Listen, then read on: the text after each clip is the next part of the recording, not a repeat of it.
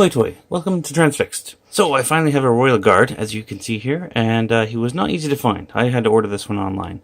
Now, I was really happy to get this guy because the Royal Guard is one of my top favorite, absolute favorite Star Wars characters. Well, troops, I guess. I just love the red cloaks and the helmet looks so cool. I've loved these guys since I was a little kid, and I'm happy to have a 6-inch version of one now. But I was pretty disappointed with the hand. The hand sculpt is, it seems like it's designed to hold the pistol, not the force pike, which I think they're. Which is unfortunate, because I would like to have a hand, or an interchangeable hand, so that he could hold it properly. In the movies, he's holding it with his palm facing up, holding the pommel of this force pike, so that it kind of rests on his shoulder, like this. And I've only gotten this approximated by turning his hand over like that. I do like the armor they put into here. I think that's inspired by the Dark Empire comics.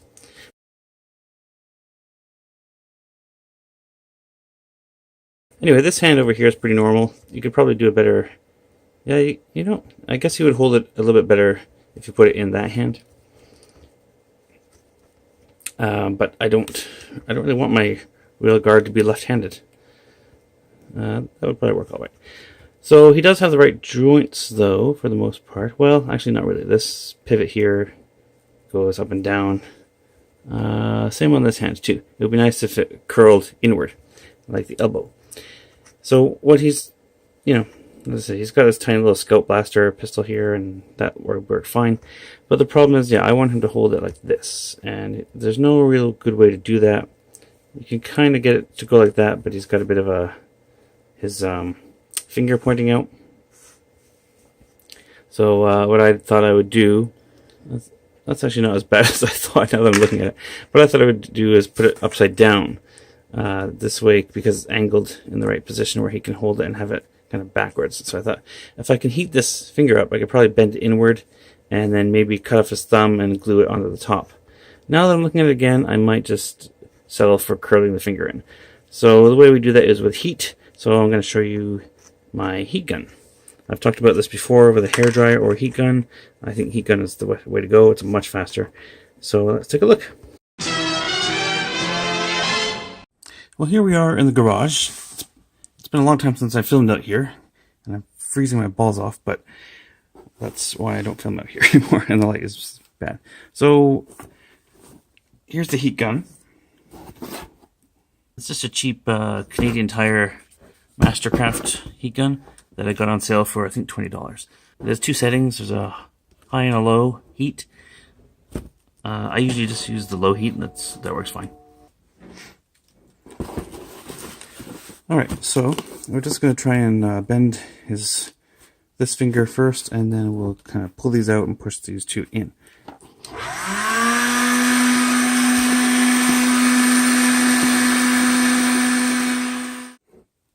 Not quite enough. I'm moving it around so it doesn't melt. If it gets too hot or you get too close, this plastic will turn glossy and smooth, and it will look that way forever, so I don't want that.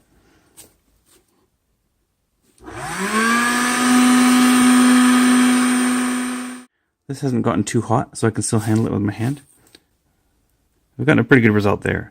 I'm going to do this again, but with a little dish of cold water. I can dip his hand in, and then it should hold in place afterward. But I think already that's a bit better for holding his force pike. I also have a problem with the legs on this guy. I find they're too soft, and they seem to bend outward to the side. I'm not sure if this is misassembled. I don't think so. I think it's just the knees are just molded on a bit of an angle, so I'm going to try and heat them up.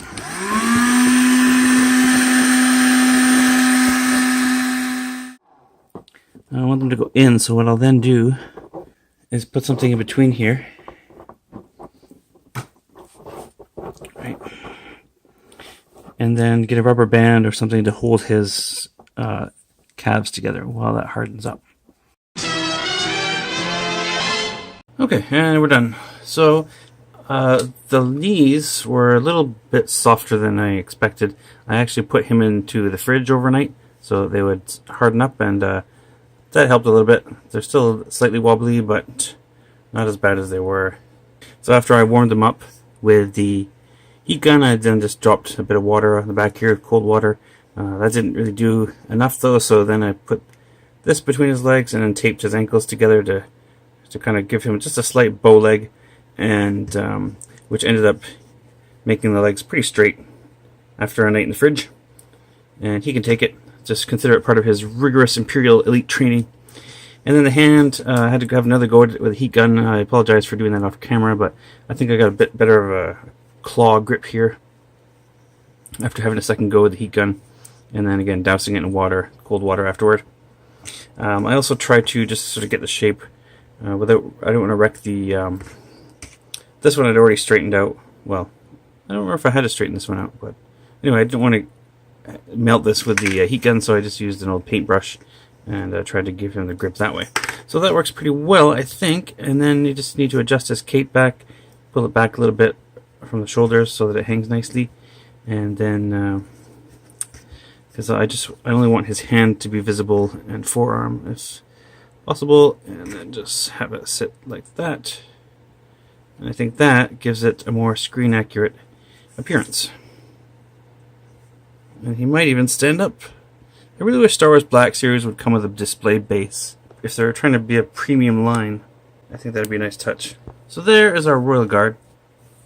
While we're on the topic, I also did the same thing with my Punisher figure here because I had a hard time getting him to hold a gun in a way that I liked. So this hand wasn't too bad. This one was just, it was closed right up. It was like this, pretty much. So again, I took the heat gun to it and just spread that apart with the paintbrush here. Just pried it apart a little bit. You can kind of prise it with your fingers, but you know, it gets not while the heat gun is on, because you can burn yourself pretty quickly with those things. So now he actually is able to support a weapon, and I think that looks a lot better. So those are a few things you can do with a heat gun or a hair dryer if you don't have a heat gun. It seems to be becoming an essential tool in the collecting arsenal, along with the super glue. So thanks for watching this instead of watching the Punisher, and thanks for watching.